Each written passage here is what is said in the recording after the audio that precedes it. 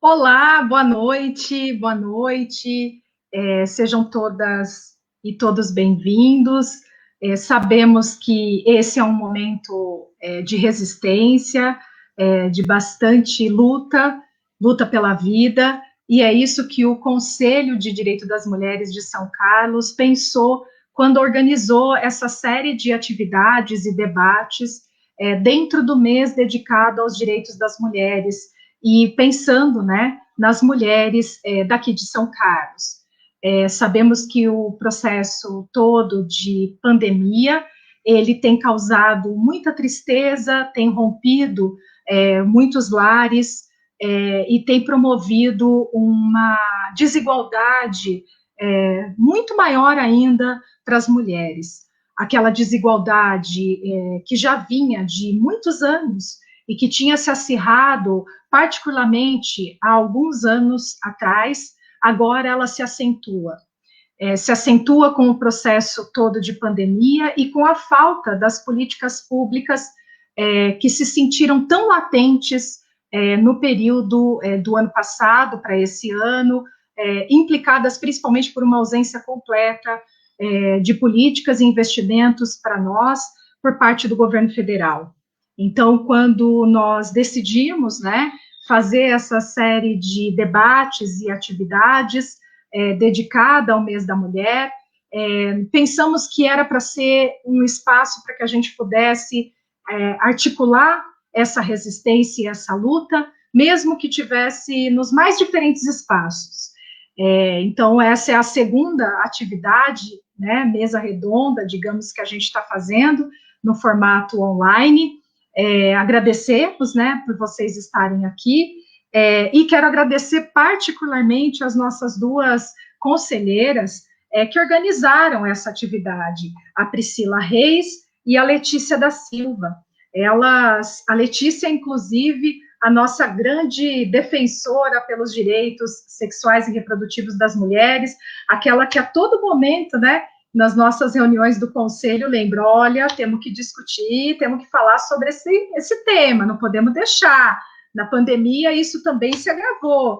Então, Letícia, quero te agradecer, viu, essa disposição, quero te agradecer por ter trazido essa atividade, ter conseguido organizar, e agradecer a Priscila, que é a minha vice-presidente no Conselho de Direito das Mulheres, também, né, da Secretaria de Cidadania do município de São Carlos, e que entrou de cabeça nessa atividade junto com a Letícia, conseguiram organizar e nos brindaram, né, com essas nossas participantes de hoje à noite, e que eu também quero agradecer. A doutora Carla Polido, que já fez parte desse conselho, que nos ensinou muito, e à época eu tenho que dedicar a ela pela consciência que eu tenho hoje sobre parto humanizado, né, que a doutora Carla nos ensinou muito quando fazia parte desse conselho, e quando a nossa luta era por realmente ter um parto humanizado na cidade. Quero agradecer a doutora Carla por estar aqui, a doutora Carla Polido, do Departamento de Medicina da UFSCar. Quero agradecer também a Natália Salim, do Departamento de Enfermagem da UFSCar. Boa noite, Natália, obrigada por estar aqui. Quero agradecer também a doutora Paula Souza, que está aqui, que é a coordenadora do NUDEM, da Defensoria Pública, esse grande parceiro nosso aqui do Conselho de Direito das Mulheres. Quero, em seu nome, Paula, agradecer a todas essas brilhantes mulheres que são muito mais do que defensoras, são militantes também, e sempre estão nos auxiliando as causas aqui dos direitos das mulheres de São Carlos. E quero agradecer, em particular, a doutora Natália Stoffel, que vocês vão conhecer daqui a pouquinho, porque ela está na antessala, já está chegando, né, está aqui conosco, que também é do Departamento de Enfermagem da UFSCar.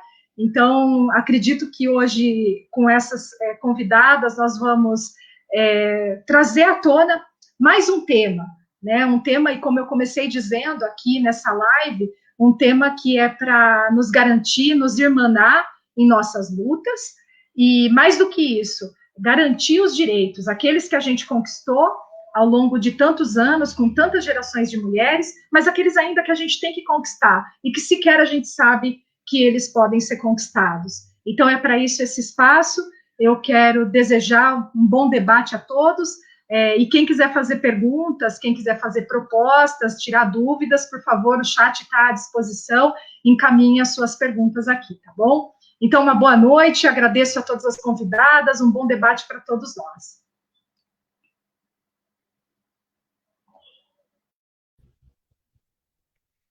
Boa noite, agradeço, Mirlene, pelas palavras. Eu ajudei a organizar esse evento e é com muita satisfação ver todas reunidas aqui para falar sobre um tema tabu ainda, né?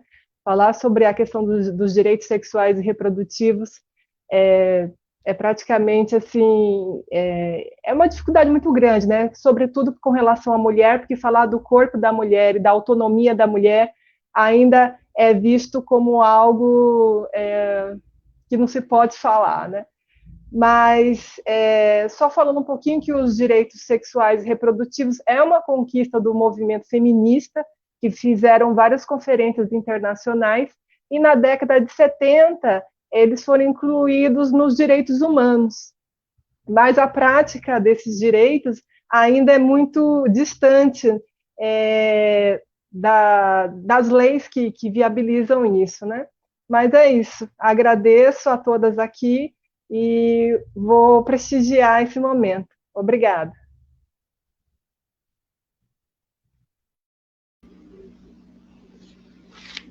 Bom, então, para iniciar o nosso diálogo, convido para fazer a sua fala as doutoras Natália Salim, obstetriz, professora do Departamento de Enfermagem da UFSCar e secretária da Secretaria-Geral de Ações Afirmativas, Diversidade e Equidade da UFSCar, e a doutora Natália Sevilha Stoffel, doutora em enfermagem e professora do Departamento de Enfermagem da Universidade Federal de São Carlos, coordenadora do GOTAS, Grupo de Orientação e Cuidado em Aleitamento, e atua principalmente nas temáticas saúde da mulher na atenção primária à saúde, aleitamento e relações étnico-raciais e saúde.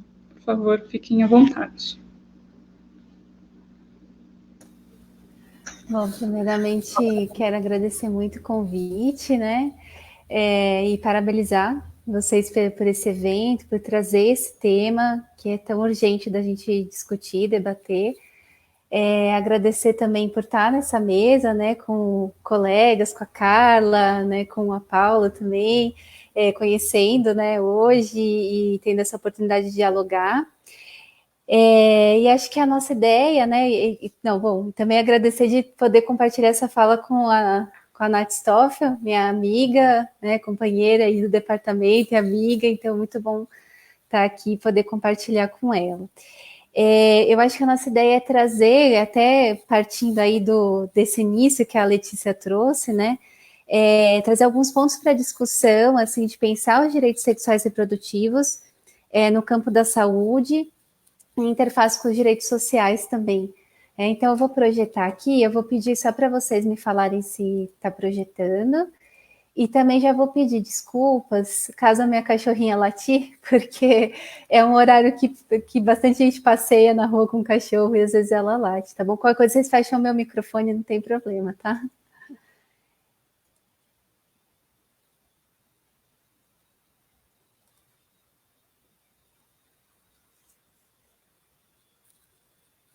Está projetando, Nath. Tá. Perfeito, então tá bom. Então, obrigada, Nath. Aí, a hora a gente vai fazendo as trocas aí e conversando. Bom, gente, pensando no histórico, né, nos direitos sexuais e reprodutivos, um pouco do que a Letícia já trouxe aí dos movimentos de mulheres, eu acho que a gente tem vários marcos que a gente precisa olhar para eles, para o que eles trouxeram e ainda para o que as lacunas que eles deixaram, que a gente ainda precisa caminhar bastante, né? E aí, eu acho que algum deles, né, pensando assim no Brasil, que a gente não pode deixar de falar, porque eles legitimam, né, os direitos, e enquanto eles trazem também uma ruptura na forma de olhar, né, para as mulheres, de pensar a saúde das mulheres e as práticas de saúde. Então, eles são como divisores de águas mesmo, que vão trazer, olha, a gente realmente precisa olhar diferente para a saúde das mulheres, a gente precisa incluir, né, nesse campo do direito de uma forma que realmente isso seja uma garantia. E eu acho que, assim, a gente tem vários pontos. Eu coloquei o PAISME primeiro, porque o PAISME, né, o Programa de Assistência Integral à Saúde da Mulher, ele é de 83, 84, ele já vem como um avanço muito grande, né, por mais que ele não tenha dado conta de tudo, mas ele vem avançando, trazendo esses termos, né, esse conceito que é do integral, que é saúde da mulher, não é saúde materna. Então, ele já, fruto, né, do movimento, ele já vem trazendo toda essa mudança. Aí a gente tem a Constituição de 88, o SUS, né, o SUS enquanto direito, a saúde enquanto direito, o planejamento, a lei do planejamento que vem olhando para a questão da garantia dos métodos, né, contraceptivos, e aí até a gente chegar realmente na política nacional, né, de atenção integral à saúde das mulheres, que é o PANAISMO, que é de 2004.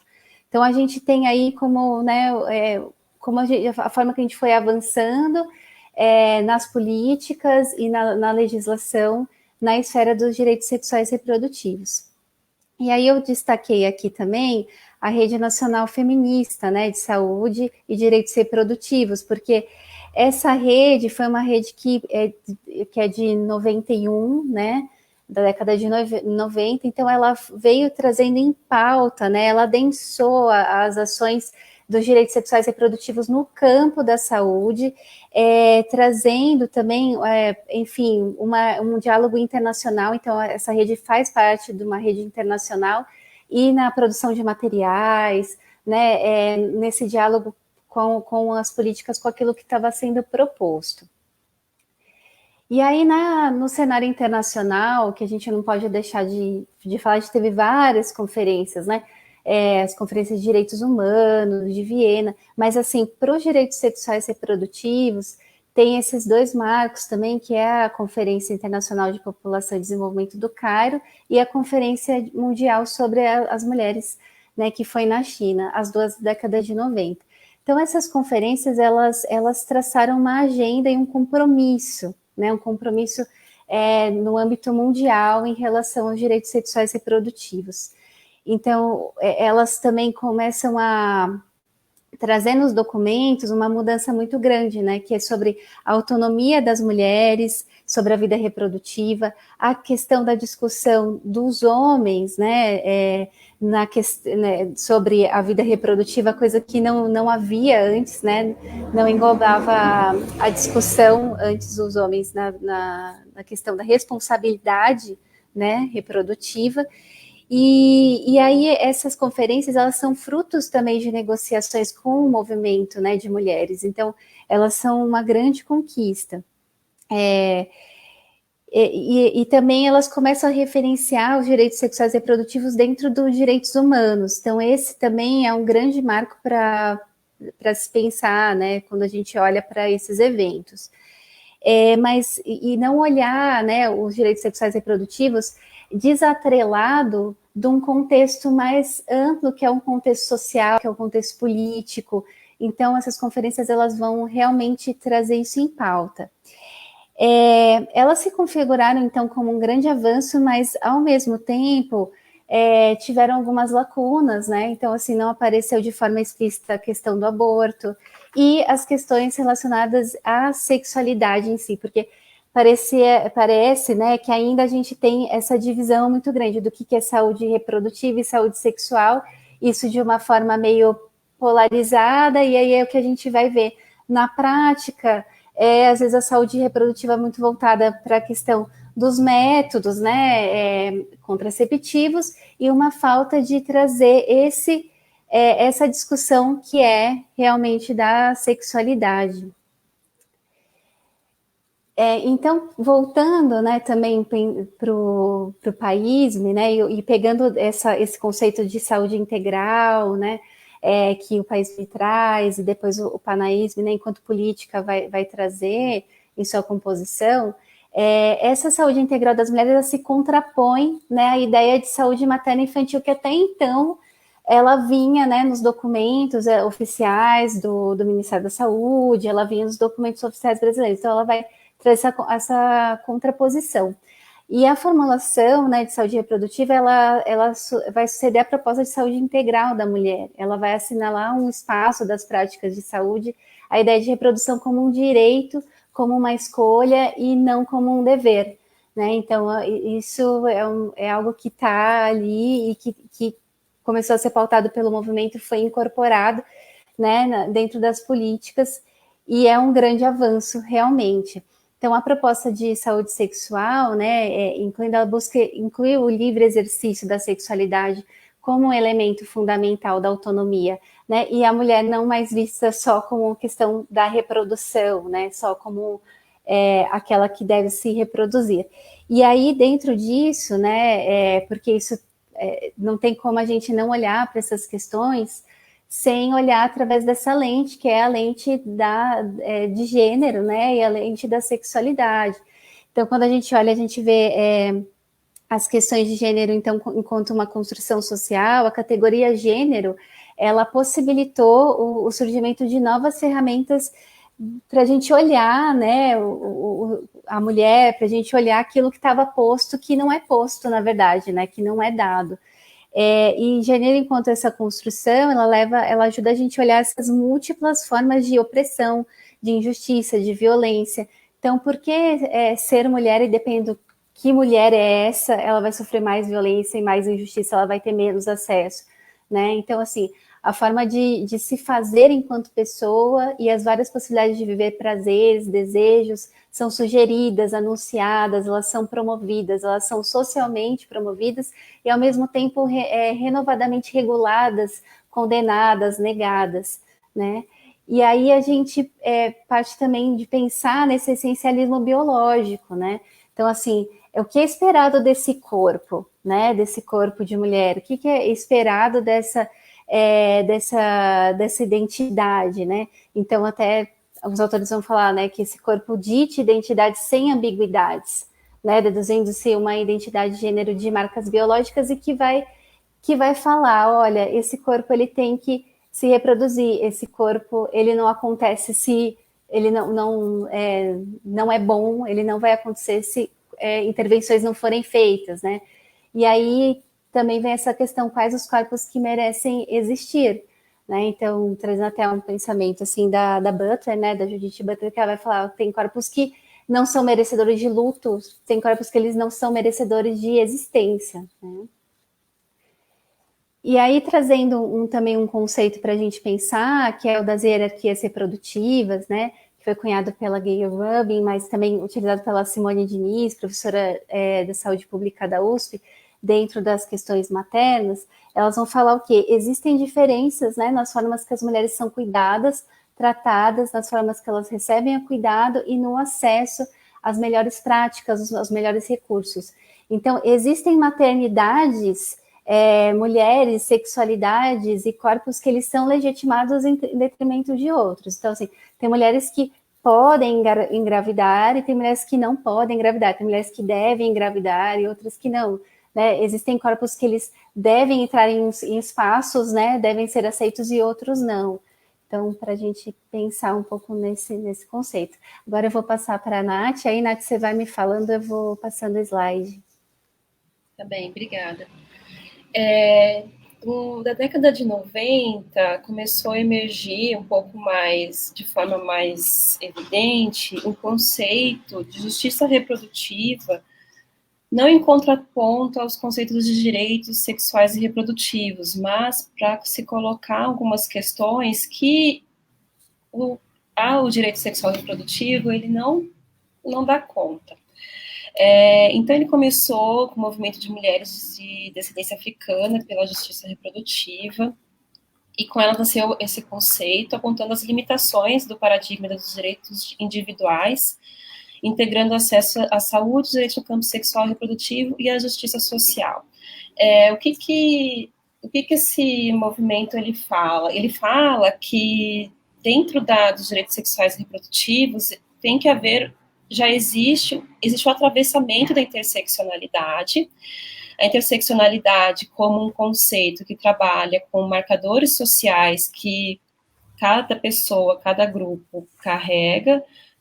Os três principais são os marcadores sociais de gênero, classe social, raça, cor e etnia. Então, essa interseccionalidade ela é atravessada, e como os direitos sexuais e reprodutivos trabalham bastante na interface das questões do acesso, acaba que ele é voltado bastante para as questões do indivíduo, e não de um coletivo e não de um grupo. E que essas questões, por serem atravessadas pelas questões da interseccionalidade, também haverá implicações das violências que são produzidas a partir das diferenças, das desigualdades, desculpa. Então, as violências através do racismo e do não acesso das mulheres negras a alguns serviços, da lesbofobia, da transfobia e assim por diante. Pode passar, Nath. Acho que pode. Então, no Brasil, ele vai ser cunhado principalmente depois da epidemia do Zika vírus, quando se percebeu as desigualdades de acesso de mulheres aos serviços, mulheres que tiveram o Zika e dos seus filhos. Então, a gente tem um histórico, né, de esterilização forçada de mulheres negras e mulheres indígenas, tá? Principalmente na década de 70, na década de 80, as questões de acesso ao aborto seguro, da mortalidade materna, de violência obstétrica. Então, assim, são várias violências que produzem essas desigualdades de acesso aos serviços e às políticas. Nath, pode passar. Aqui a gente traz um dado com relação ao aborto. Então, nos países onde o aborto é completamente proibido, permitido apenas para salvar a vida da mulher ou preservar sua saúde física, apenas 1 em cada 4 abortos foi seguro. Em contraponto, nos países onde o aborto é descriminalizado, em cenários mais amplos, quase 9 a 10 abortos foram realizados com segurança. E restringir o acesso a esses serviços não reduz o número de abortos. A maioria dos abortos ocorridos na Europa Ocidental e Setentrional, bem como na América do Norte, são abortos seguros. Essas regiões também possuem as menores taxas de aborto, em consequência, porque também se tem um investimento em informação de qualidade e em métodos contraceptivos e outras medidas. Pode passar, Nath. E aí, aqui, a gente trouxe uma charge da Laerte, né, que ela coloca a defesa da vida, né. Então, assim, são mulheres que são criminalizadas, mulheres que acabam morrendo ou que são presas porque praticaram aborto. Nath, pode passar. Aqui também a pesquisa sobre aborto, também da Débora Diniz, né, então ela traz que pesquisas brasileiras sobre utilização de serviços de saúde sexual e reprodutiva evidenciam que são regras, que são as mulheres negras aquelas mais expostas às barreiras individuais e institucionais de acesso aos cuidados, desde a iniciativa de procura pelo serviço até o momento do atendimento. Há um risco maior dessas mulheres morrerem, e um menor acesso ao planejamento reprodutivo. Nath, pode passar. Então, assim, trabalhar com justiça reprodutiva é entender que falta de proteção a uma justiça reprodutiva no Brasil, entendendo que os direitos, o conceito de direitos, ele é, então, limitado, na medida que trabalha-se mais a questão individualizante do acesso. Então, assim, se a pessoa tem a informação, ela não tem o acesso porque ela não quer. E aí, enquanto que a justiça reprodutiva busca trabalhar com o conceito de equidade para esse direito. Nath. E aí, a gente passa por tempos macabros, né, de que cada mínimo direito que foi conquistado ao longo de muita luta das mulheres, eles vêm sendo cada dia mais massacrados, cada dia mais vem uma onda que derruba, e a gente tem que lutar para que os direitos que já são conquistados se mantenham e ainda tentar conquistar novos direitos, né? Então, a gente passa por um momento bastante difícil na história do Brasil e do mundo, principalmente do Brasil, e que aí, na primeira, uma crise política, sempre são os direitos das mulheres que são os mais ameaçados. Nath, não sei se você quer falar alguma coisa. Eu acho que é isso, né? Então a gente vê todo esse enfraquecimento, né, que a gente está tendo, assim, legal, né? Até das barreiras, então, em relação ao aborto, a gente trouxe bem isso para discutir. E essa disputa, né? Então esse cenário político, assim, trazendo essa disputa através dos discursos e cortando cada vez mais os direitos. E aí eu acho que esse conceito todo, né, que a Nath foi trazendo da justiça reprodutiva, ela faz esse olhar para o coletivo e ela mostra para a gente, olha, né, tá tudo muito imbricado, né, os direitos sociais, a gente precisa garantir isso. Então, só trazendo assim também algumas reflexões finais, colocar a autonomia sexual, né, no centro das propostas de saúde reprodutiva é um avanço, mas aí como que a gente pensa na prática, né, que eu acho que esse é o nosso grande desafio, assim, concretamente nos serviços, concretamente em todos os espaços, na escola, né, na universidade, em todos os lugares. Os avanços, né, que a gente teve, será que eles permitiram a gente enfrentar esses desafios e esses novos desafios que a gente tem agora, né, que estão postos nesse cenário que a gente está vivendo? É possível a gente incorporar a dimensão da sexualidade e as questões de violência, seus impactos na saúde, né, nas nossas práticas, né, enquanto a gente pauta os direitos sexuais e reprodutivos? Então, acho que são algumas questões que ficam. Nath, quer terminar? Acho que você pode fechar.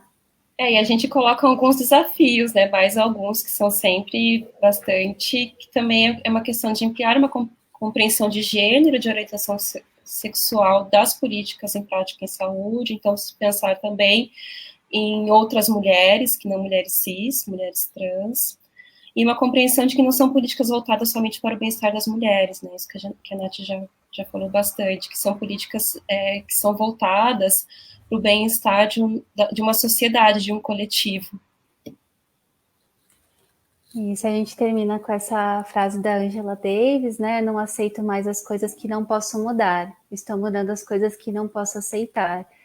Então, a gente deixa essa reflexão, porque tem esse país agora que a gente está, a gente não pode aceitar o que está acontecendo, né? Bom, vou parar aqui o compartilhamento. E, enfim, agradecer muito novamente o convite, estar nessa mesa, essa possibilidade de estar em diálogo com vocês. Muito obrigada.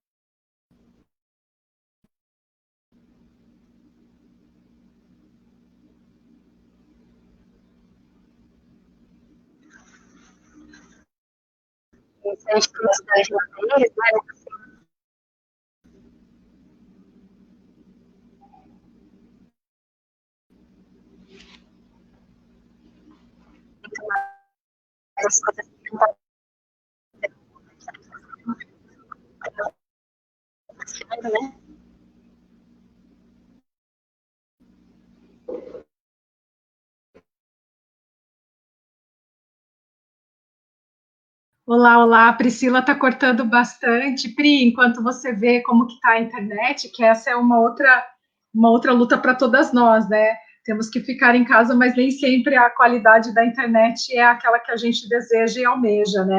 Então, enquanto a Pri resolve o probleminha ali de acesso, eu quero dar continuidade aqui, quero chamar a professora, eu não sei se era assim que estava marcado, e se não for, né, se vocês não combinaram dessa forma, vocês me corrigem, mas acredito que agora é a doutora Carla que vai falar, é isso?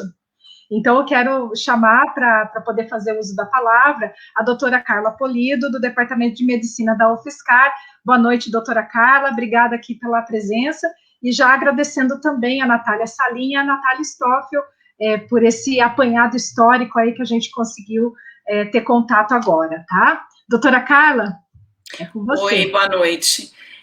Boa noite a todas, obrigada pelo convite. Estou compartilhando a minha tela aqui. Na verdade, como a Mirlene falou, vocês estão vendo a minha tela?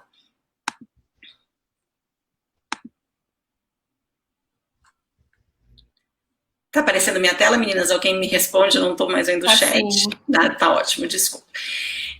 Como a Mirlene falou, eu fiz parte, tive a felicidade de fazer parte, eu acredito que tenha sido a primeira composição do Conselho de Direito das Mulheres do município. Foi uma época que a gente, junto com a Raquel, auxiliadora, inclusive, foi uma época que a gente teve bastantes avanços aqui na nossa cidade, que espero que sejam retomados em tempo hábil aqui daqui para frente. Eu também queria dizer que, na verdade, eu conversei com as duas Natálias para a gente acertar e para a gente tentar não ser repetitiva, né, para a gente não falar das mesmas coisas, mas vocês vão ver que muitas das coisas a gente usou praticamente as mesmas fontes, inclusive, então eu vou tentar passar rápido, porque, na verdade, eu queria focar com vocês, como a Milene já deu o spoiler, né, eu trabalho muito com assistência ao parto, assistência obstétrica, e então eu vou falar para vocês dos direitos sexuais e reprodutivos, focando especificamente na gravidez, na gestação, no parto e no pós-parto, tá? Então aqui a Natália já fez essa compilação, vou passar rapidamente, né? Mas lembrar que a gente tem a Declaração Universal dos Direitos Humanos em 1948 na ONU, né? E só em 68 a gente teve a primeira menção aos direitos reprodutivos. A partir daí, tratados internacionais para grupos específicos foram desenhados, e em 79 a gente teve a Convenção Internacional para a Eliminação de Todas as Formas de Discriminação contra a Mulher, que é essa sigla aqui, né, em inglês, tá? E a partir desse momento, pelo menos teoricamente, as mulheres foram reconhecidas como sujeitos de direito, e cabia, então, ao Estado respeitar, proteger e implementar esses direitos, né? E aí tem uma série histórica aqui que a Natália também já abordou, né? Mas basicamente até as conferências de Cairo e da China, a mulher era muito focada, a questão dos direitos era muito focada na reprodução apenas, né?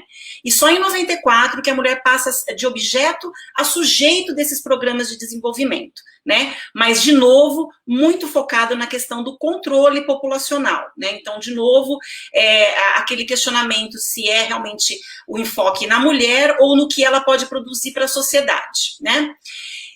No Brasil, especificamente, né, do início do século XX até a década de 70, a gente tinha esses direitos discutidos basicamente em especificidades biológicas das mulheres, com o papel social de mãe e doméstica, a mulher como responsável pela criação, educação e saúde dos filhos, e esses direitos restritos ao ciclo gravídico puerperal, com baixíssimo ou nulo impacto sobre os indicadores de saúde, né?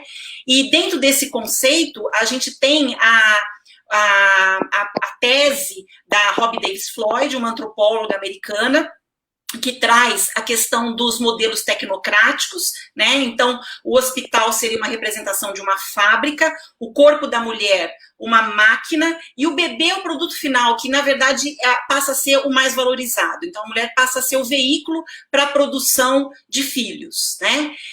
E aí, vejam, o Fernando Magalhães é um obstetra, ele foi várias coisas, né? Entre outras coisas, ele foi obstetra também, autor de vários livros teóricos de obstetrícia, né?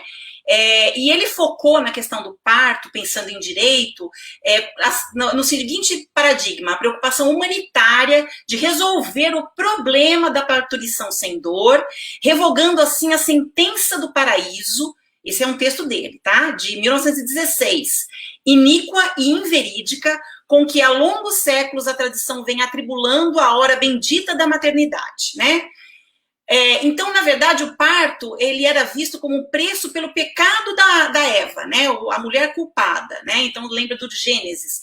E a mulher disse, Deus, né? Multiplicarei grandemente a tua dor e a tua conceição. Com dor darás à luz filhos, e o teu desejo será para teu marido, e ele te dominará. Então, quando o Fernando Magalhães vem com uma proposta de reconhecimento de direitos da mulher, de mitigar a dor dessa mulher, ele, na verdade, está trazendo a mulher como uma vítima da sua própria natureza, né? E aí a gente começou a entender o parto como uma violência intrínseca, e o parto necessariamente como uma questão de doença, patológico, um processo defeituoso. Então aí a gente tem, de um lado, o corpo da mulher como uma propriedade eclesiástica, né, parirás com dor, ou do médico, que é o grande responsável pela mitigação desse sofrimento, que é a dor da parturição, né?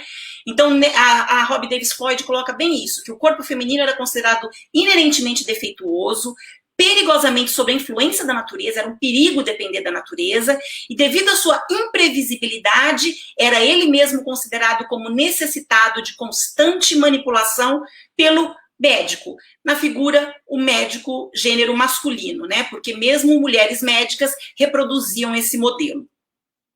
E aí o modelo tecnocrático que a Robbie Davis Floyd traz para a gente é um modelo em que você tem a necessidade do controle sobre o corpo feminino o tempo todo, né? Então você precisa de um tempo para nascer, existe uma restrição da duração do trabalho de parto, você precisa teoricamente ter uma bacia de um tamanho X que vai garantir que esse parto vai ocorrer sem implicações para a mulher. A gente mudou a posição da mulher natural, verticalizada para parir, numa posição que favorecesse o interventor, né, o profissional, a figura sempre masculina, do médico interventor, né?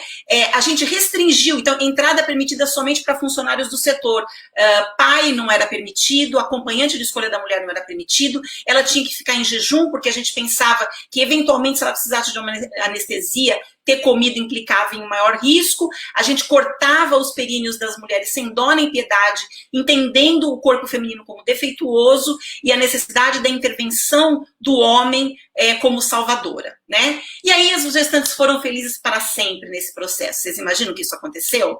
Não, né? Isso não aconteceu. Então, esses são relatos de um documentário com um projeto fotográfico também, um documentário A Voz das Mulheres. Eu acho que é 2013, 14, eu não tenho certeza, mas a gente tinha relatos assim, como minha filha aqui do lado também me perguntou, mamãe, como pode ser uma coisa feliz o parto se o médico te deixou amarrada? Ele não sabe ser médico. Ou relatos como esse da Ana Paula, né? O dia que minha filha nasceu foi o dia que eu me senti mais sozinha no mundo, né? Então, essa passou a ser a realidade da assistência ao parto no Brasil e no mundo, e aí a solução tecnocrática máxima era a intervenção máxima, que era a cesariana, né? E como é que a gente tem que olhar para a mulher nesse processo? A gente tem que olhar para a mulher como ela não sendo nem culpada e nem vítima, né? A gente tem como mulher que exercer a nossa autonomia, nós temos que ser protagonistas, né? Essa mulher linda na foto é a Juliana Sandler, ela é são carlense e ela é obstetra em São Paulo. Para o exercício da autonomia, a gente precisa fazer uma pactuação da decisão sobre os procedimentos, sobre as coisas que vão acontecer na assistência ao parto, e a gente vai ser corresponsável pelo desfecho final. Né? Como a Natália já disse, as Natálias já disseram, né? Os direitos reprodutivos no Brasil eles estão intensamente relacionados ao movimento feminista, né? No Brasil e no mundo. Então, todas as políticas de atenção à saúde da mulher tiveram as mãos das feministas brasileiras, né? E aqui, de novo, vou trazer um histórico, vou passar rápido, as Natálias já falaram muito bem sobre isso. O primeiro movimento histórico em relação aos direitos da mulher, reprodutivos da mulher, foi o Paísme, de 84, em plena ditadura militar. Eu acho importante que a gente lembre disso, tá? Houve uma tentativa de descentralização, hierarquização, regionalização e equidade na atenção, criando novas formas de relacionamento entre os profissionais de saúde, e e as usuárias, apontando para apropriação pela clientela de maior controle sobre a sua saúde, corpo e saúde em geral.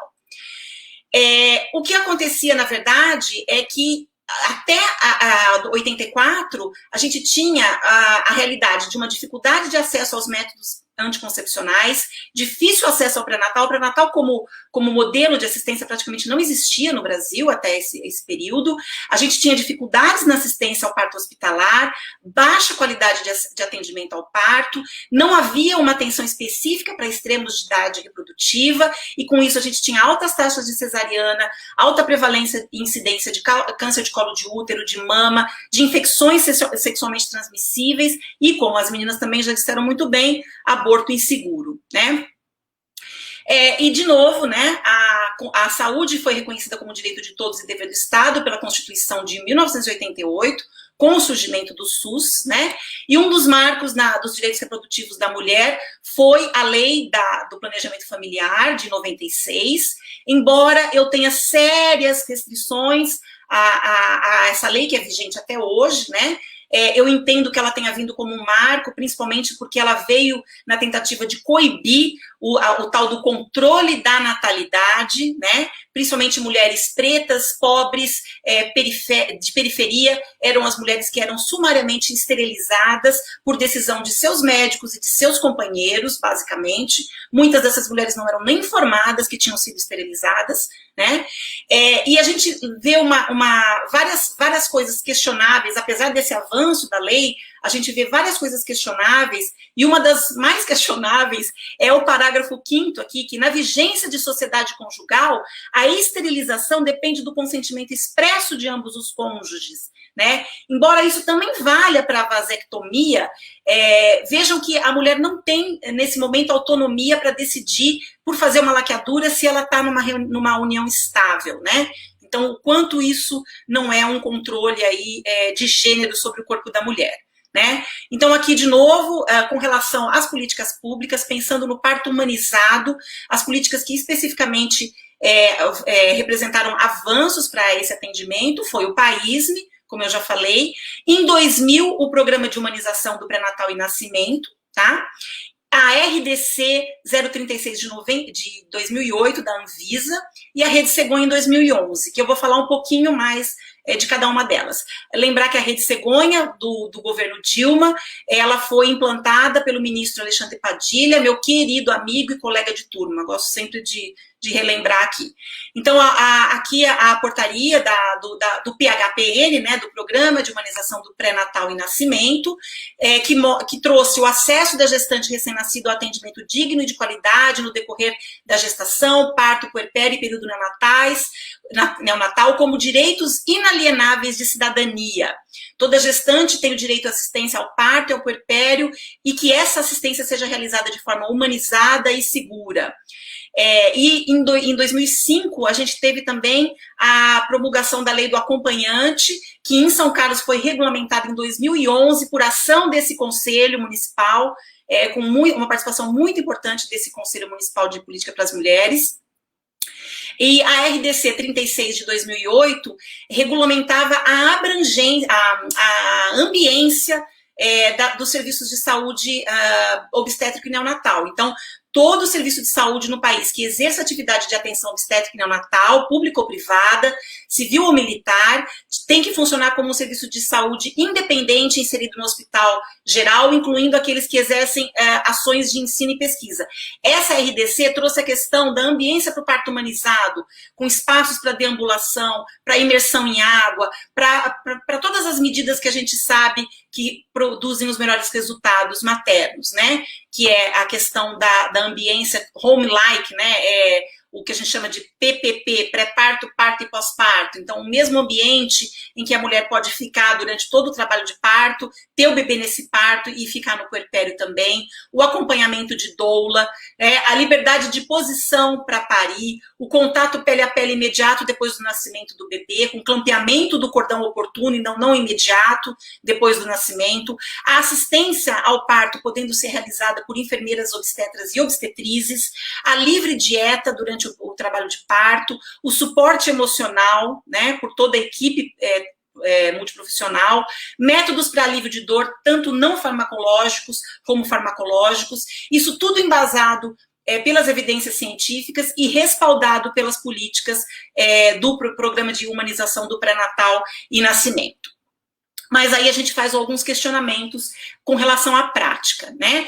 Essa é um resultado de uma pesquisa de opinião pública de 2011, da Fundação Perseu Abramo, que mostrou que 1/4 das mulheres sofre algum tipo do que foi então chamado de violência obstétrica, né? E aí a gente vê os tipos de violência: exame de toque doloroso, negar alívio de dor, gritar com a mulher, não informar sobre o procedimento, negar atendimento, xingar ou humilhar, né? Então, isso acontecia tanto na rede pública como na rede privada.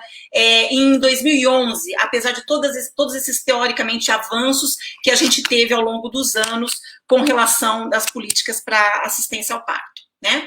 E aí foi um obstetra venezuelano que primeiro definiu a violência obstétrica em 2010, né, que era a apropriação dos processos do corpo e reprodutivos das mulheres por profissionais de saúde, expressada por tratamento desumano, abuso de medicamentos e conversão dos processos naturais em patológicos, trazendo com isso a perda de autonomia e capacidade de decidir livremente sobre seu corpo e sexualidade, impactando negativamente a qualidade de vida das mulheres. E aí, rapidamente, a Defensoria, que a Paula vai provavelmente falar sobre isso, a Defensoria do Estado de São Paulo criou a cartilha da violência obstétrica, com uma série de procedimentos que seriam considerados violência obstétrica, mas eu gosto de lembrar que, na verdade, qualquer sentimento de ter sido violada que uma parturiente relata deve ser valorizado, mesmo que isso não esteja nessa lista, né? Quem sabe a intensidade da violência é a vítima, né? A gente não vai necessariamente achar todas as situações elencadas, né? E, finalmente, a Rede Cegonha, né, na portaria de 2011, que instituiu aí, dentre os 4 componentes, o parto e nascimento, instituindo mais enfaticamente a ambiência das maternidades e as práticas de atenção à saúde baseadas em evidências, nos termos do documento, vejam, de 96, em 2011, a gente conseguiu, em tese, implantar essas políticas, né? Também com relação ao aborto previsto em lei no Brasil, é bom lembrar que o decreto de lei de 1940, né, que prevê o aborto previsto em lei quando a gravidez é resultado de abuso sexual ou põe em risco a saúde da mulher, e a gente também tem um avanço em 2012, que foi um julgamento do Supremo Tribunal Federal, estabelecendo que é permitido interromper a gestação em caso de fetos anencéfalos. Então, isso tudo é respaldado por lei no Brasil. Só que, como a Milene já disse, vivemos tempos bem sombrios, né? Para quem não conhece, essa imagem aqui é da série, mas eu recomendo muito o livro do Conto da Aia, né? Que é bem fala muito sobre o controle sobre o corpo da mulher, né? E aí a gente se depara com aberrações como essas em 2019, né? Por exemplo, essa resolução que é assegurada ao paciente maior de idade, capaz, lúcido, orientado e consciente no momento da decisão, o direito de recusa terapêutica proposta em tratamento eletivo de acordo com a legislação. Ótimo, não parece ótimo? Vejam esse detalhe. A recusa terapêutica manifestada por gestante deve ser analisada na perspectiva do binômio mãe-feto, podendo o ato de vontade da mãe caracterizar abuso de direito dela em relação ao feto. E aí a gente vê o Estatuto do Nascituro, que é mais antigo, mas ele passou por uma proposta atualizada agora. Então, lembrar que o nascituro é o ser humano concebido, mas ainda não nascido, e esse projeto de lei de 2007 ganhou um reforço agora em 2021, né, que diz o seguinte: o nascituro concebido em razão de ato de violência sexual goza dos mesmos direitos que gozam todos os nascituros, né? E para que o procedimento... Aqui, ó, jamais será admitido causar diretamente a morte do nascituro. Então, se o feto decorrente de aborto é um nascituro, ele não pode morrer, né?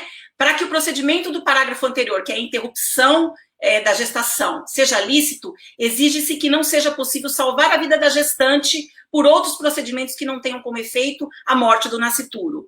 Então, um grande retrocesso, condicionando apenas o risco de vida da mulher à decisão da interrupção da gestação nos casos de estupro, né? E gostaria de lembrar também o episódio de 2014, da Adelir, né, que era uma mulher que queria parir, que tinha 2 cesarianas prévias, com feto pélvico sentado, ela recebeu uma indicação de cesárea que ela recusou, assinou um termo e foi embora para casa, foi coercitivamente conduzida para a maternidade e submetida a uma cesariana que ela não desejava, né? Essa é a nossa realidade. E vou encerrar com a mesma fala da Simone Beauvoir, né?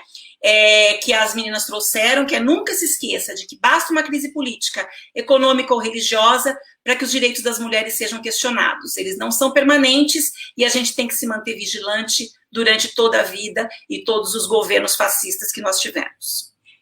Obrigada, gente.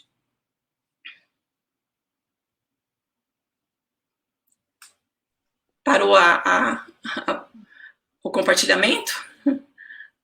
Parou. Muito obrigada, doutora Carla. Para encerrar esse primeiro momento do nosso diálogo, eu convido então para fazer a sua fala a doutora Paula Santana Machado de Souza, coordenadora do Núcleo Especializado de Promoção e Defesa dos Direitos das Mulheres da Defensoria Pública de São Paulo. Olá, boa noite a todas, a todos que estão aqui presentes. Também saúdo, né, minhas companheiras aqui dessa mesa virtual, né? Nossa, todo mundo sabe de direito, já trouxe tudo, eu achei ótimo, gente, maravilhoso. Vocês já conseguiram trazer muita coisa. Então, vou poder aqui abordar talvez alguns outros aspectos que eu também acho interessante um pouco aí, né?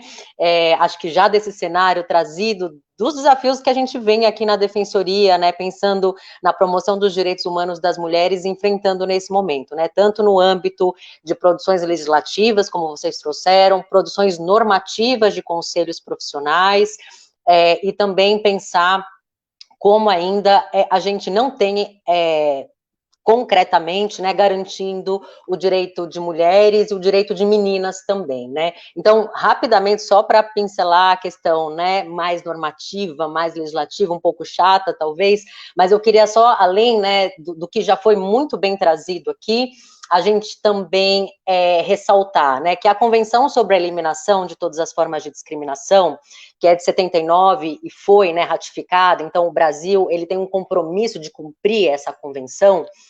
Ela tem 2 pontos muito interessantes, né? O Brasil, ele tem, a partir dessa convenção, tanto a obrigação de não discriminar mulheres, mas não só ele ser omisso, ele tem a obrigação também de promover a igualdade. Então, não basta o Brasil não violar, né? Não basta o Brasil não fazer normas. Além disso, ele não pode, né? Ele tem que, além de não ter essa atuação, ele tem também que promover, né? Pensar em práticas, pensar em políticas públicas que promovam essa igualdade e os direitos humanos das mulheres, né? Dentro dessa convenção, que ela é, né, para nós que atuamos e pensamos nos direitos das mulheres, né, um grande ato normativo que regula muitas questões ligadas ao direito das mulheres.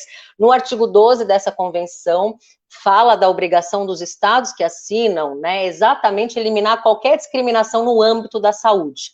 E também sempre, né, ter a diretriz pautada nos direitos à autonomia, privacidade, confidencialidade, consentimento e escolha informada, né? Isso é muito importante, porque eu vou resgatar um pouquinho mais lá para frente, da gente pensar também, né, muitas ações que hoje, a meu ver, estão tentando transformar a saúde num espaço de denúncia, num espaço como se fosse um longa-manos da segurança pública, né? A partir de algumas normativas que a gente vê sendo produzidas, a questão do dever do sigilo profissional também sendo questionada a todo momento, e aí também, né, será que as mulheres confiam ainda, conseguem confiar a partir de todas essas normativas no espaço da saúde como um espaço de cuidado, né, exatamente, será que hoje a gente consegue garantir para as mulheres que quando elas procuram a saúde, elas não vão sair presas? Também é uma coisa que eu vou, né, compartilhar com vocês um pouquinho mais para frente. Também pensando numa outra normativa que eu entendo interessante da gente também ter no radar, é a própria Convenção de Belém do Pará, que ela é da proteção dos direitos humanos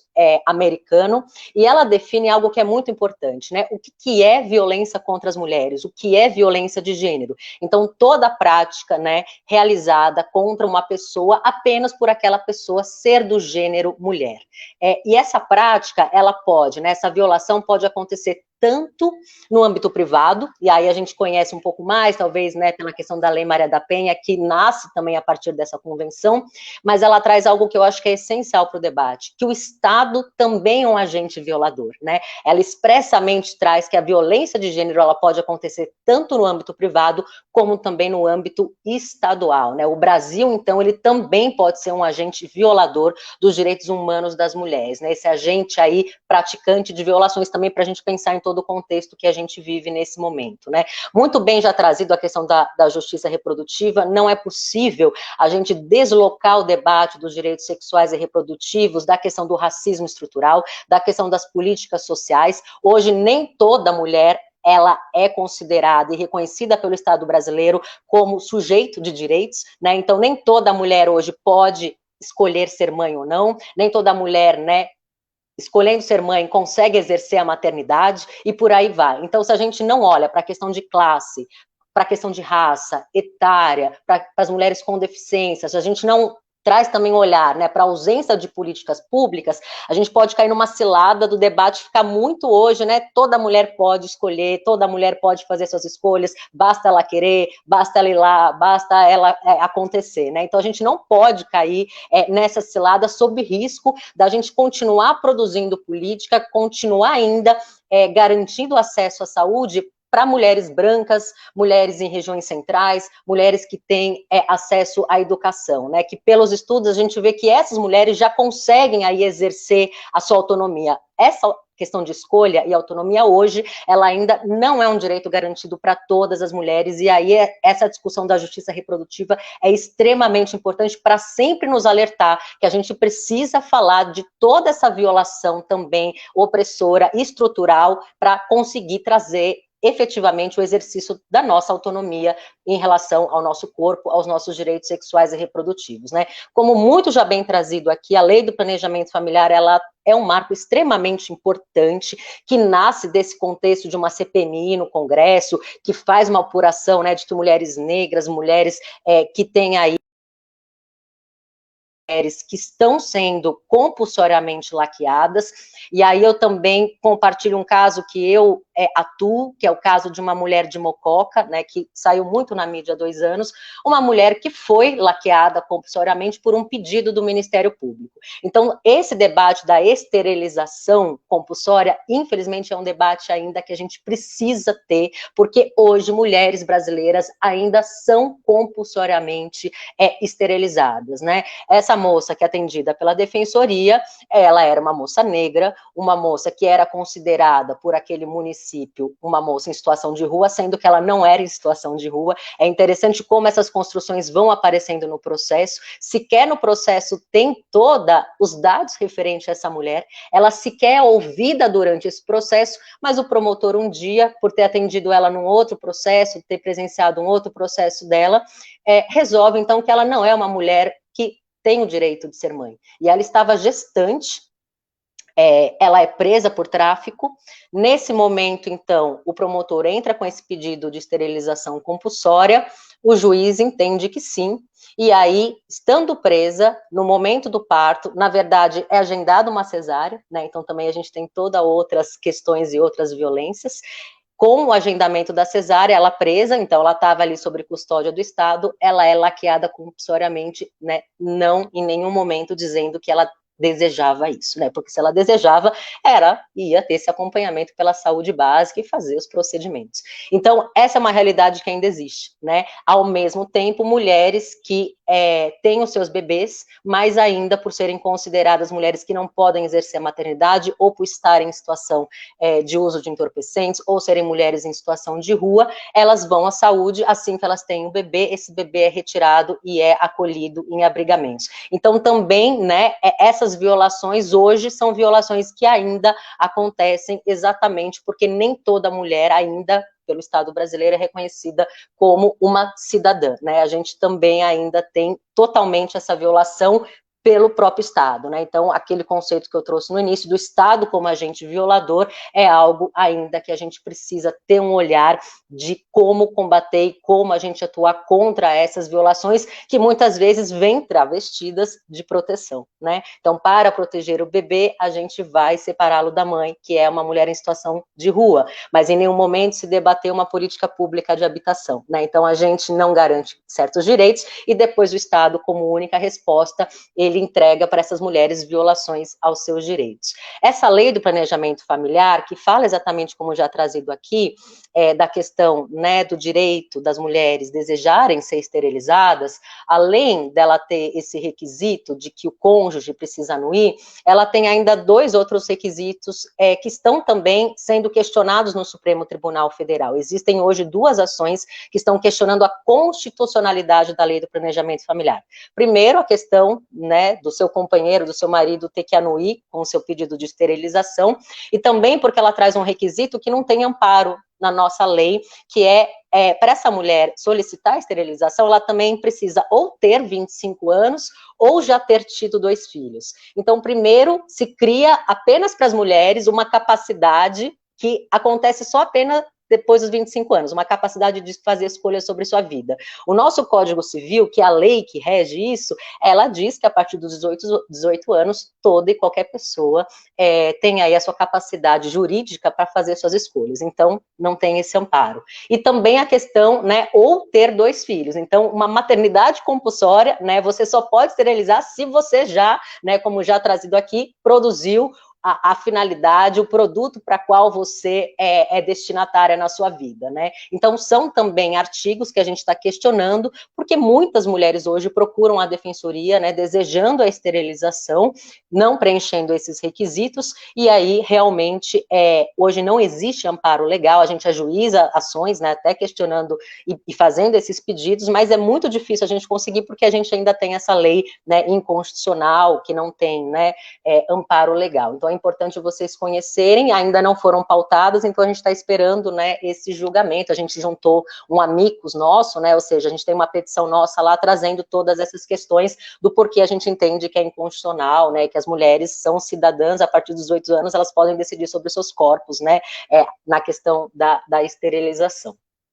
Também é importante a gente pensar que o Brasil, ele tem compromissos internacionais, com a ONU, por exemplo, que ele assinou no sentido de metas até 2030, e dentre essas metas nós temos a questão do acesso a serviços de saúde sexual e reprodutiva, a questão, né, do Brasil ter que ampliar a interrupção de gestação, né, quando nós falamos da questão da criminalização do aborto, por outro lado, nós estamos falando de uma opção do Estado brasileiro em não combater a mortalidade materna. Nós sabemos que dentre as maiores causas de mortalidade materna, o aborto seguro está na 5ª posição.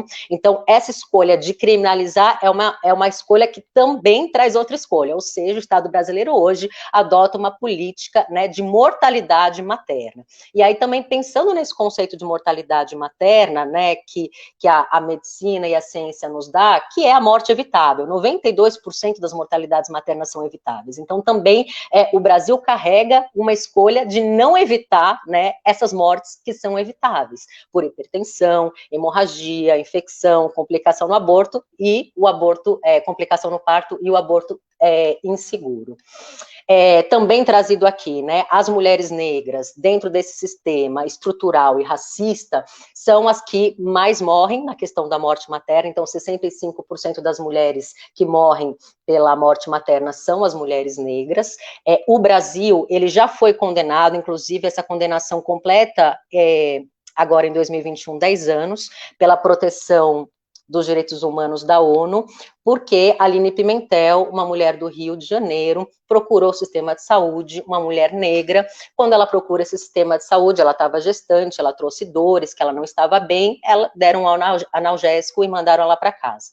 Depois a Aline Pimentel retorna, e aí se faz o exame e descobre ali que o feto, ele fora constatada a sua morte. Só que ela não é atendida de pronto, ela fica esperando esse atendimento, e aí o quadro se agrava, e aí, né, a gente sabe, infelizmente, que a Aline Pimentel não sobrevive. Então, o Brasil, ele já foi condenado internacionalmente, a partir do caso da Aline Pimentel, que o Brasil precisa se comprometer e precisa agir para exatamente promover esses direitos e com todas essas transversalidades, né? As mulheres negras têm menos acesso à analgesia, esperam mais atendimento, né? Aí esse racismo estrutural que nos ensina desde cedo que as mulheres negras são mais tolerantes à dor, enfim, e aí a gente caminha então para uma maior mortalidade dessas mulheres também.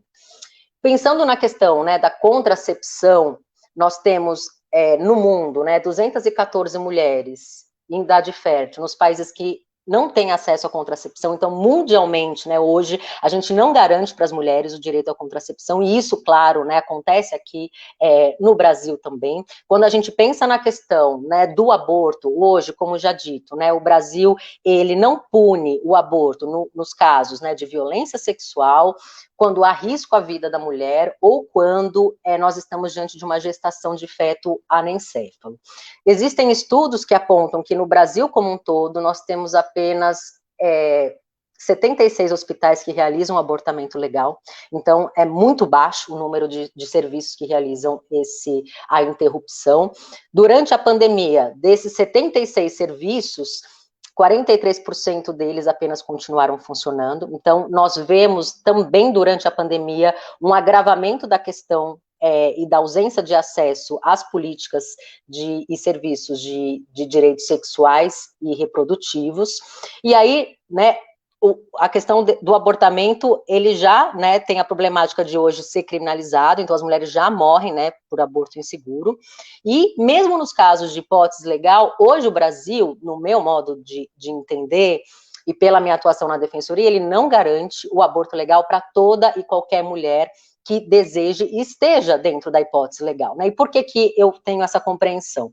Primeiro, porque nós ainda temos muita dificuldade no atendimento como um todo, eu estou falando de qualquer serviço, seja do sistema de justiça, seja da saúde, de acolher essas mulheres sem julgamentos, né? Então, muitas dessas mulheres são moralmente julgadas, e com esses julgamentos, isso leva que essas mulheres não consigam acessar o serviço. Então, seja primeiro, né, por essa moral, muitas vezes, levar, por exemplo, que as pessoas não estudem a questão do abortamento legal, então a gente tem muito desconhecimento na saúde, então muitos profissionais que não conhecem as normas técnicas do Ministério da Saúde sobre abortamento, não sabem, né, quais são, até em que idade gestacional hoje, né, a ciência consegue garantir a interrupção nos casos de violência sexual. Então, muitas vezes essa mulher está com 10, 14 semanas e ela é informada que, olha, a gente não consegue realizar a intervenção, quando, na verdade, hoje, né, a gente tem a ciência nos trazendo aí procedimentos que garantem até a 24ª semana,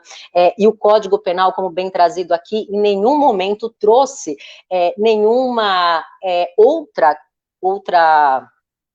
condicionante para as mulheres acessarem o abortamento legal. Então, hoje, né, mulheres que são vítimas de violência sexual, meninas que são vítimas de violência sexual, todas elas têm direito ao abortamento.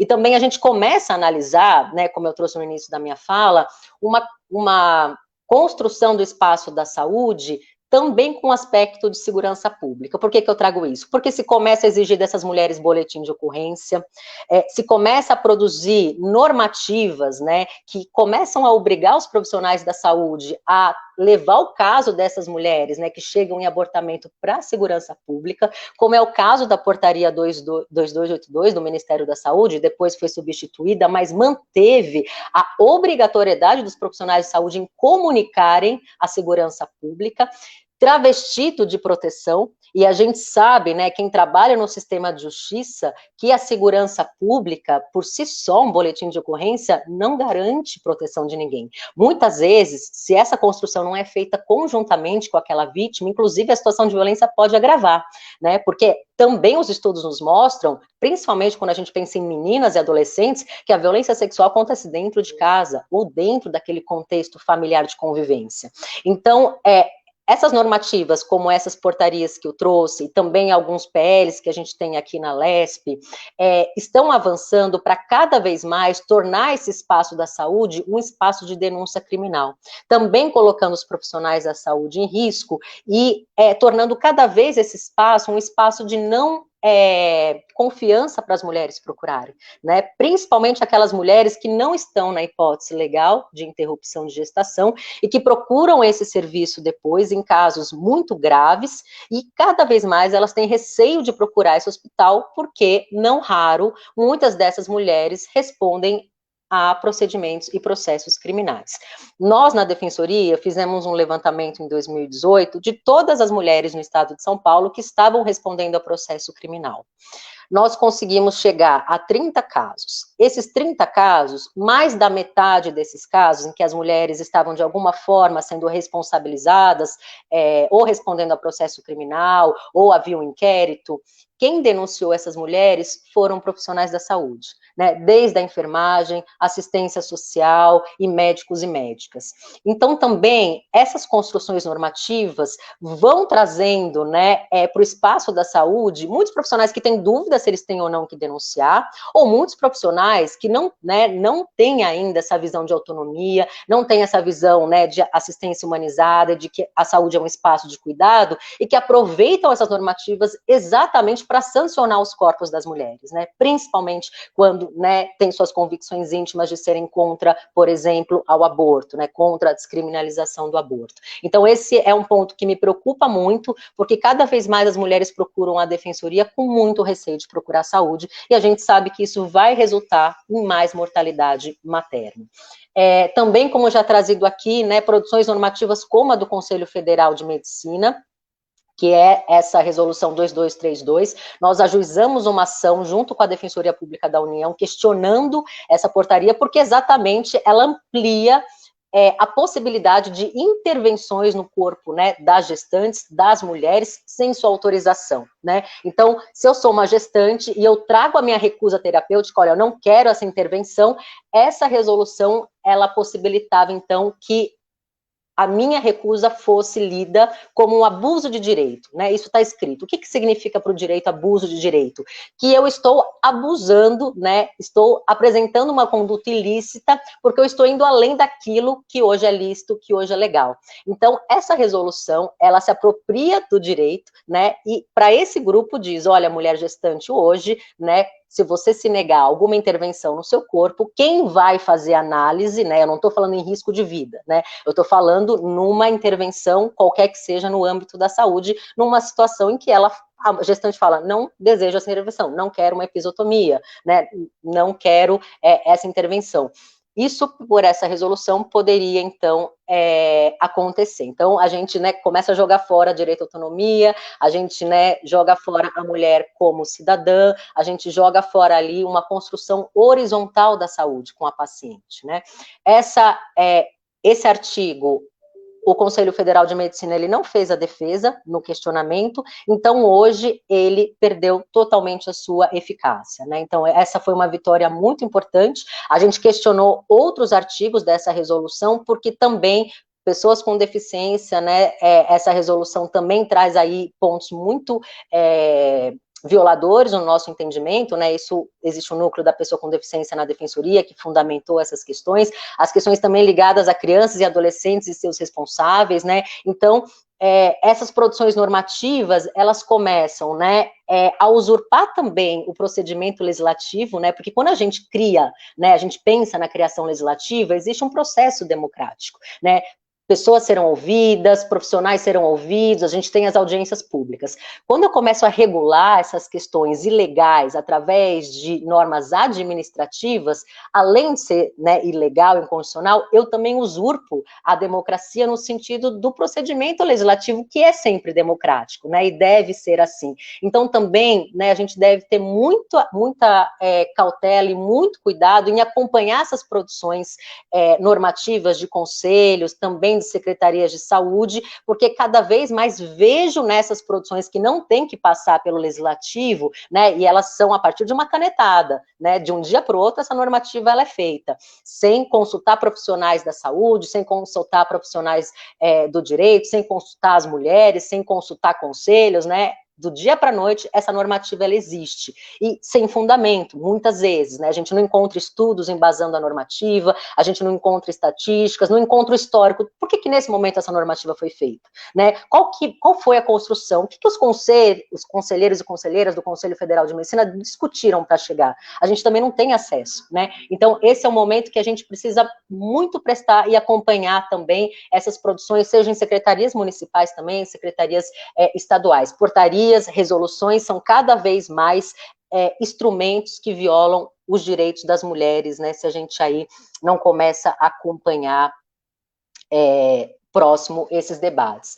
Um outro ponto também, né, que eu gostaria de trazer para vocês, é que nós tivemos muita produção normativa nesse momento da pandemia, de organismos internacionais, como a ONU, como o Fundo Populacional das Nações Unidas, como a própria Comissão Interamericana de Direitos Humanos, e todas elas nortearam que não é possível se falar em combate à violência de gênero, né, seja a violência doméstica e familiar, seja a violência sexual, sem a participação das mulheres nas políticas públicas, né, então conselhos, né, democráticos, conselhos participativos, conselhos deliberativos, eles são essenciais, e ao mesmo tempo a gente vê nesse momento no Brasil, práticas que tentam ou sucatear os espaços de conselhos que já existem, ou dificultar a criação de conselhos, né, então também o Brasil, ele não traz para si todas essas recomendações internacionais nesse momento da pandemia, também a todo momento, essas normativas internacionais, elas resgatam que a pandemia tem efeito diferenciado em relação aos corpos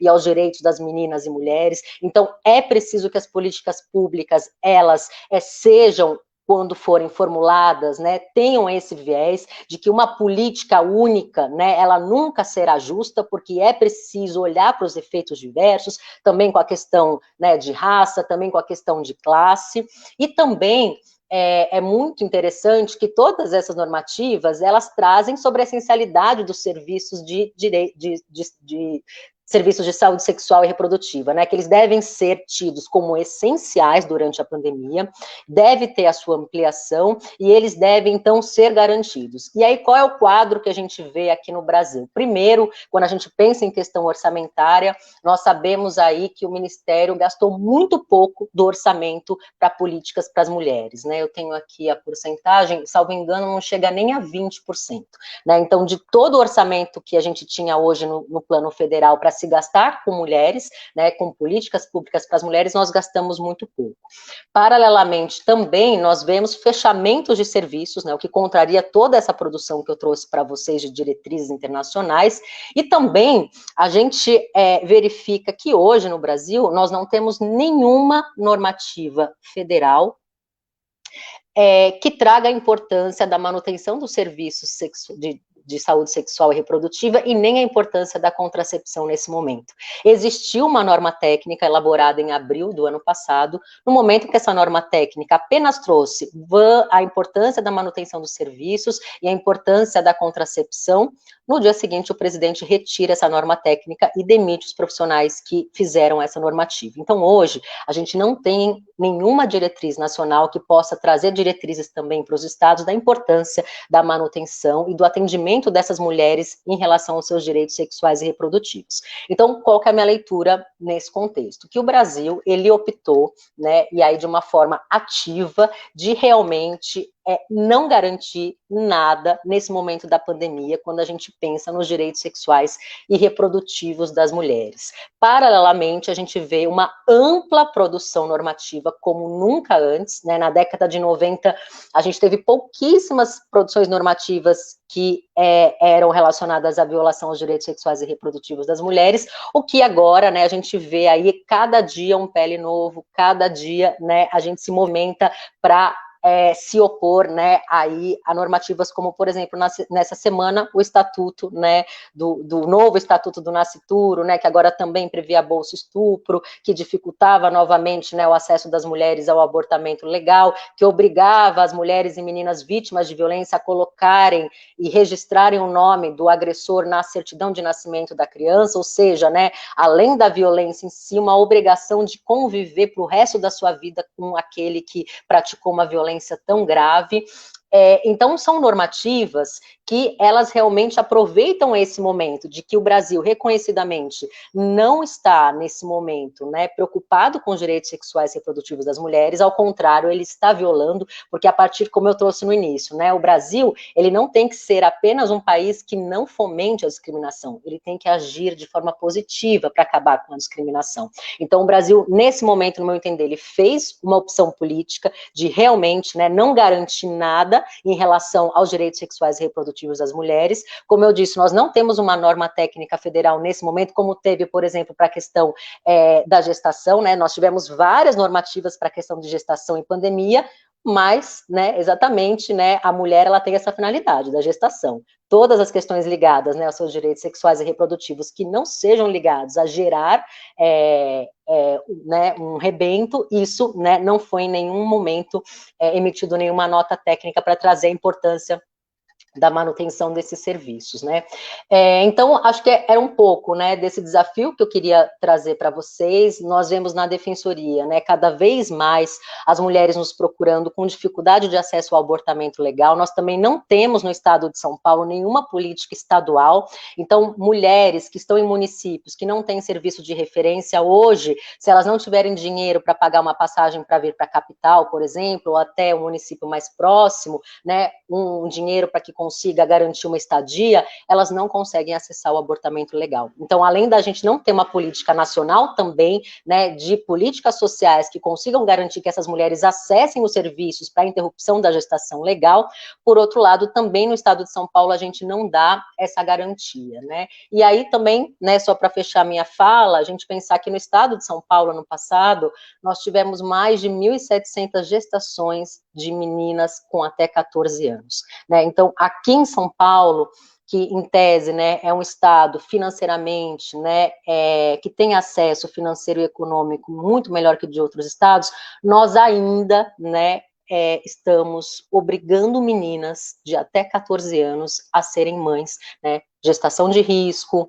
evasão escolar, risco para a vida, né, dessa menina, além de todas as questões ligadas à saúde mental. Nós ainda vivemos num estado, né, que não garante um mínimo, que é a não obrigatoriedade de uma maternidade de uma criança. Então, também a gente pensar nesse contexto, né, e também nas nossas áreas de atuação, como que a gente pode, né, cada vez mais promover esse direito, resistir, né, às violações, e também a gente se unir, como nesse momento, que eu acho que é essencial, né, e é muito importante para que a gente consiga, então, efetivamente caminhar aí para uma promoção de uma vida digna, né? Hoje, o que as meninas e mulheres brasileiras não conseguem minimamente é ter uma vida digna, sem violência dentro de casa e com a garantia, né, de um acolhimento humanizado em qualquer serviço do Estado que elas procurem, né? Então, entendo que a gente precisa muito avançar, e muito obrigada aí, gente, pela oportunidade. Perfeito, doutora Paula, muito obrigada pela sua fala, por estar aqui conosco. Agora nós vamos abrir para quem está assistindo a gente. Se alguém tiver alguma pergunta ou quiser fazer algum comentário, pode escrever no chat, que a gente vai lendo por aqui.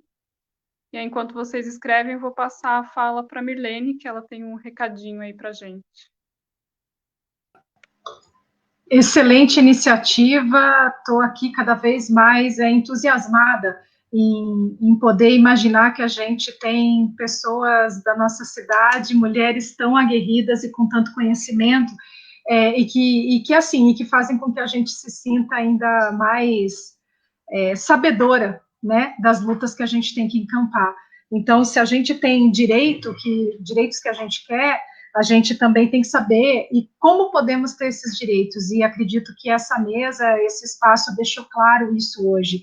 Inclusive, eu estava recebendo alguns comentários aqui no privado, de pessoas pedindo o seguinte: olha, cada uma dessas exposições, dessas palestrantes, poderia ser um curso para a gente, por que não abrir sessões temáticas no Conselho de Direito das Mulheres? Então, viu, Letícia, fica a dica, você que sempre está nos alertando com relação à temática, da gente pensar como que a gente pode construir isso no Conselho, e mais do que isso, ser um espaço aberto não só para as conselheiras, mas para todas aquelas mulheres que queiram participar. Mas, gente, eu voltei aqui para primeiro agradecer, mas dizer que nós vamos ter uma próxima live que vai tratar sobre, e aí a Paula também estava falando sobre isso, né, sobre violência institucional, vai ser na semana que vem, para encerrar, né, esses ciclos, né, de debates que nós organizamos durante o mês da mulher, e também a gente vai ter uma reunião nossa do Conselho, ainda também na semana que vem, antes de terminar março, que será uma reunião aberta, e que a gente deixa o convite aqui para todas, nós vamos estar divulgando aqui nesse espaço, né, no espaço aqui da página do Conselho, que assim a gente também vai fomentando o debate desse papel tão urgente que o Conselho vai ter daqui para frente nessas todas as lutas que se avizinham, né, principalmente com o momento que nós estamos passando, não só com relação à pandemia, mas com relação a toda a supressão de direitos que o governo federal tem imposto a nós mulheres e à sociedade brasileira. Então, esse espaço será um espaço também de resistência, como já falei para vocês, né?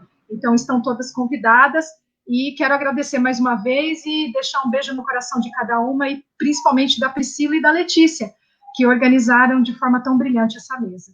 Obrigada, viu? A gente que agradece, né, todos os envolvidos nessa ótima noite. Passo agora a palavra para a Letícia.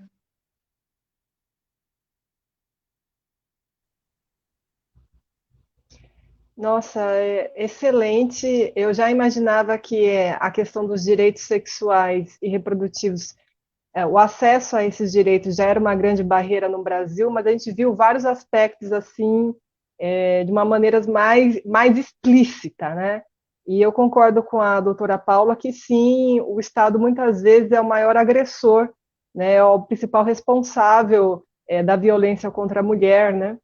E é muito interessante ver esse assunto abordado tanto, né, pelas profissionais de saúde, da enfermagem, da medicina, vendo pela perspectiva da saúde da mulher, e também pela doutora Paula, né, vendo da perspectiva do direito, tanto nível nacional quanto internacional, quanto a gente ainda tem que caminhar, né? E vendo as falas das convidadas muito bem embasadas cientificamente, estatisticamente, né? Não tem como negar, né, que a falta de acesso aos direitos sexuais e reprodutivos reflete uma sociedade patriarcal e racista, onde a mulher não tem status como cidadã, a mulher é repelida dos espaços de poder, o seu corpo é controlado. Na prática é isso, né, gente? O corpo da mulher é controlado, do nascimento até a sua morte. E assim como uma pessoa escravizada, porque a gente se imagina no sistema capitalista, né? Mas para a mulher ela não vive muitas vezes no sistema capitalista. A mulher, é esperado da mulher uma conduta servil, de servir, e não ganhar nada em troca. Então, assim como uma pessoa escravizada, a mulher é agredida. Então, a mulher ainda não saiu da esfera do sistema político escravocrata, ela ainda vive aquela opressão.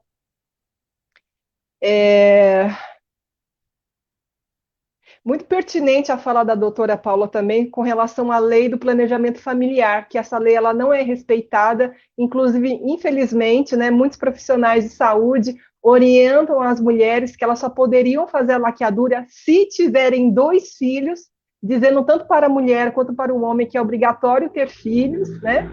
E eu achei muito interessante que essa parte de que a partir dos 25 anos a pessoa está autorizada, está permitida a definir sobre o seu corpo, né, com relação à vasectomia ou laqueadura, e que isso está sendo questionado nas altas esferas da justiça. Acho isso muito pertinente, porque se uma pessoa pode votar a partir dos 16 anos, por que ela só pode decidir com relação ao seu planejamento familiar depois dos 25, né?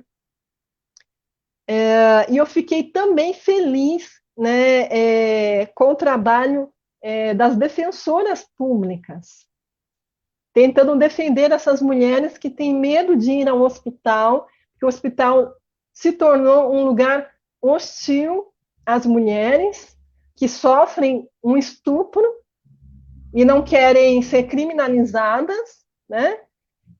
Ou não querem vivenciar aquela gestação indesejada, né? Então elas buscam ajuda na defensoria e essas advogadas, né, como a doutora Paula, procura ajudar e acolher essa mulher, mas há limites, né, na tentativa de ajudá-la, né? E o que nós podemos fazer perante a isso, né? Eu acho que é isso mesmo, a gente tem que começar a falar desse assunto doloroso. É doloroso para mim ver quanta violência é feita contra a mulher, quanta misoginia naturalizada, né? A violência contra a mulher, o sofrimento da mulher é diminuindo. Por isso que a bolsa estupro é uma proposta aceitável, né? Porque tem que diminui o sofrimento da mulher, né? Mas enfim, eu agradeço a todas, para mim é uma realização. Concordo com a Mirlene que nós temos que continuar a fazer esses encontros com esse tema, porque a questão dos direitos sexuais e reprodutivos, quando são negados, é um ataque direto somente às mulheres. E as mulheres, elas não são útero, elas não são útero. As mulheres são seres humanos livres. Obrigada.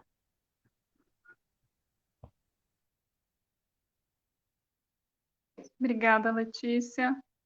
Acho que a gente não tem perguntas. Estava dando uma olhada se alguém tiver visto alguma coisa que eu perdi aqui. Mas acho que é isso, então. Não sei se alguém quer fazer mais alguma fala, algum comentário final. A gente já está caminhando para encerrar.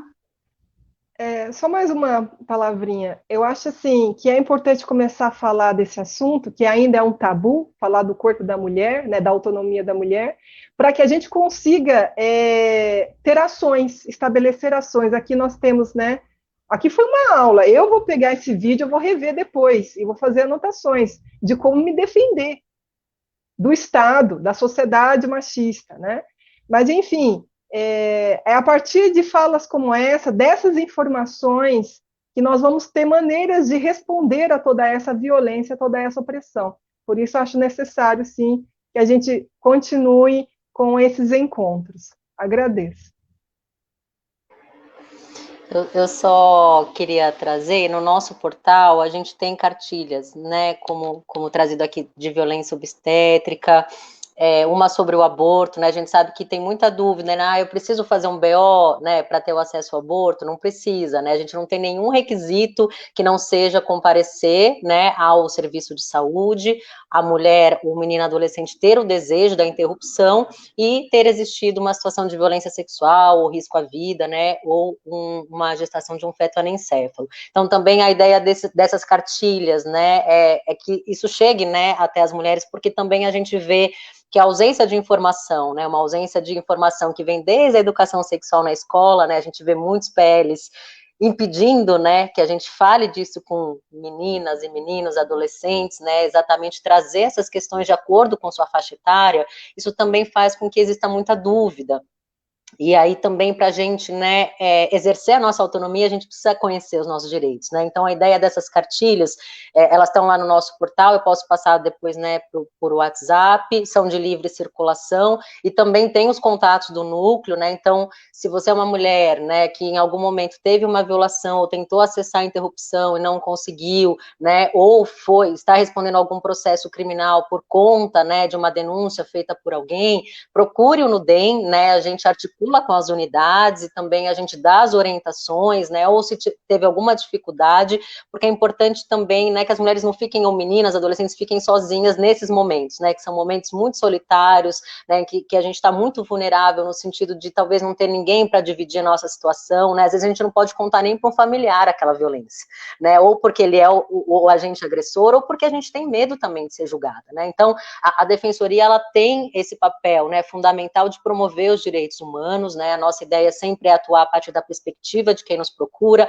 a partir também dos desejos, né, e também para a gente evitar essas criminalizações, né, eu só queria compartilhar por fim com vocês, desse estudo que a gente pegou das mulheres que são, né, respondem a crime aqui no estado de São Paulo, todas elas, né, a média de renda delas, R$900, eram mulheres que já eram mães, muitas delas mães solos, eram mulheres, né, que tiveram que pagar fianças altíssimas para não ficarem presas. Tivemos mulheres que foram presas dentro do hospital, né, e muitos desses casos aconteceram em cidades do interior e a vida dessas mulheres foi devassada, no sentido de que foi parar no Google, né, saiu no jornal, essa mulher ficou, todo mundo, né, da sua comunidade ficou sabendo quem era essa mulher, que chegou numa situação de abortamento, e que não, e eu tô falando de casos em que a gente não tinha nem prova se o abortamento, né, se tinha se tomado um remédio ou não, se era legal ou não, eu tô dizendo uma mulher que chegou a um serviço em situação de abortamento, né, e essas mulheres, além, né, de responder a um processo criminal, né, quem já respondeu a qualquer processo, sabe o quanto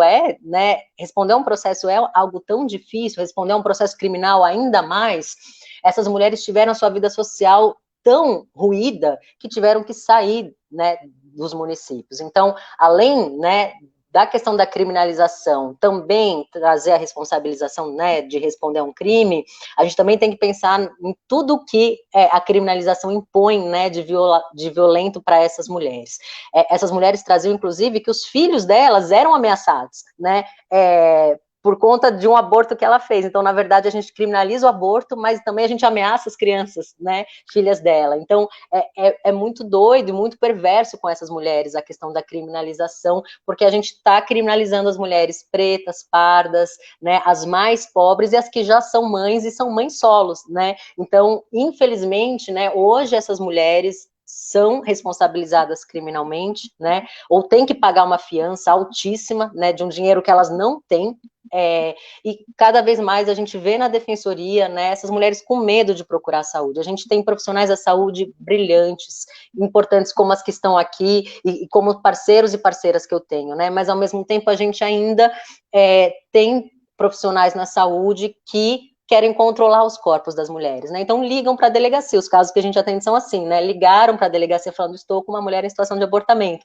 também não houve assistência à saúde para ela ficou sangrando lá, algemada na maca, né, então a gente está falando de casos que se equiparam à tortura medieval, parece que eu estou contando aqui é um negócio de tortura medieval, mas é algo que aconteceu em 2018, né, com uma mulher que hoje eu converso, que você olha para ela, você não sabe nem a força de onde ela tirou, né, porque ela teve que sair do território, né, se mudar, arranjar emprego em outro lugar, né, a vida dela devassada na internet.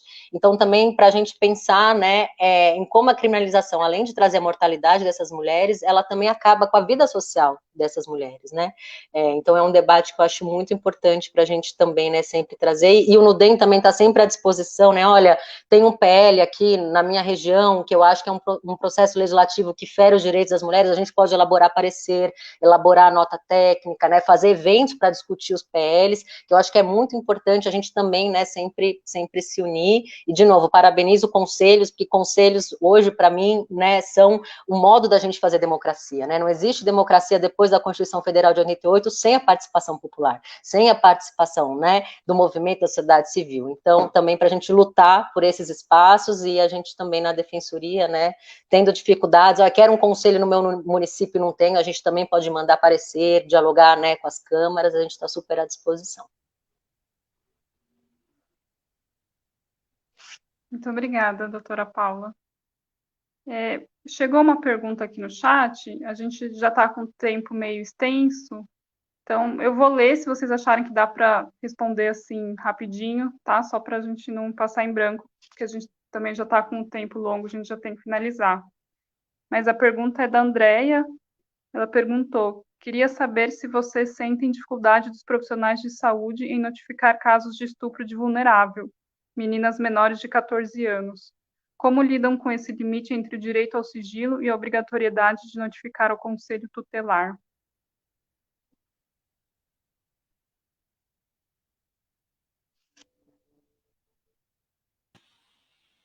Para quem, Priscila? Ela não direcionou para ninguém, especificamente. Eu vou começar a responder, mas eu acho que as minhas colegas podem ajudar, né? Sim, muita dificuldade de entender a questão inclusive da definição de estupro de vulnerável. É incrível como muitos profissionais de saúde não conhecem a legislação, né?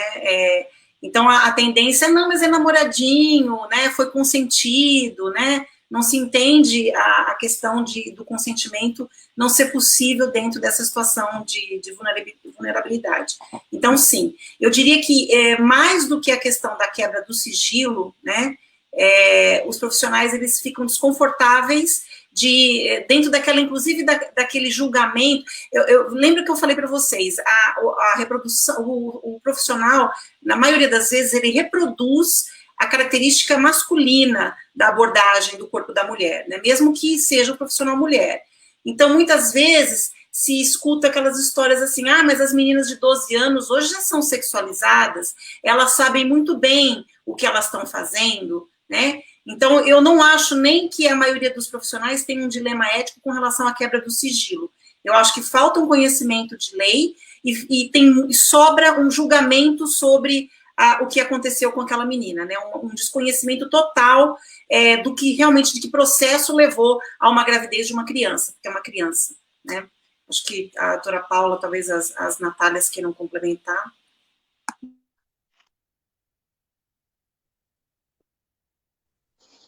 Só trazer, o que a gente tem no ECA, exatamente, é um olhar protetivo em relação a crianças e adolescentes, né? E também o reconhecimento que crianças e adolescentes também são sujeitos de direitos, né? Também devem ser ouvidos e dar sua opinião. E, ao mesmo tempo, uma ideia de proteção no sentido de uma situação de violência ou vulnerabilidade, né? Quando eu sou muito questionada, né, sobre como que eu da saúde vou comunicar aquele caso, todo caso, não é. O que a gente tem no ECA é que, sendo uma situação de vulnerabilidade ou violência, deve se comunicar. O que eu pondero? Essa comunicação, ela vai conseguir, naquele momento, proteger aquela adolescente ou aquela criança, ou ela pode trazer uma situação de violência a mais, né, no sentido da maleficência que talvez aquela comunicação por si só possa realizar. Então, a ideia, eu acho que sempre a gente pensar, né, na proteção em si.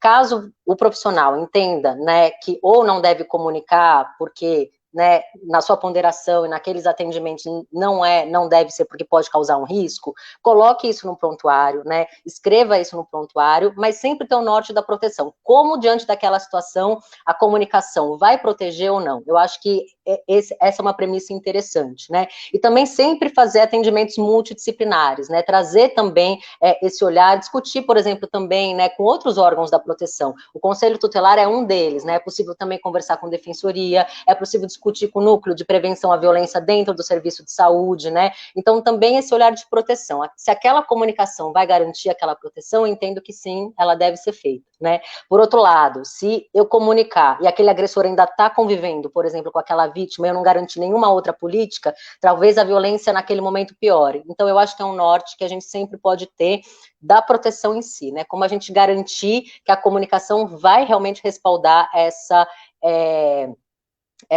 proteção, mas lembrando que a comunicação é a regra. Então, caso ela não seja realizada, coloque, né, eu dou essa orientação, coloque o profissional da saúde qual o motivo por que não foi, quais outras políticas, né, e ações foram garantidas para conseguir dar aquela proteção, né, um pouco nesse sentido.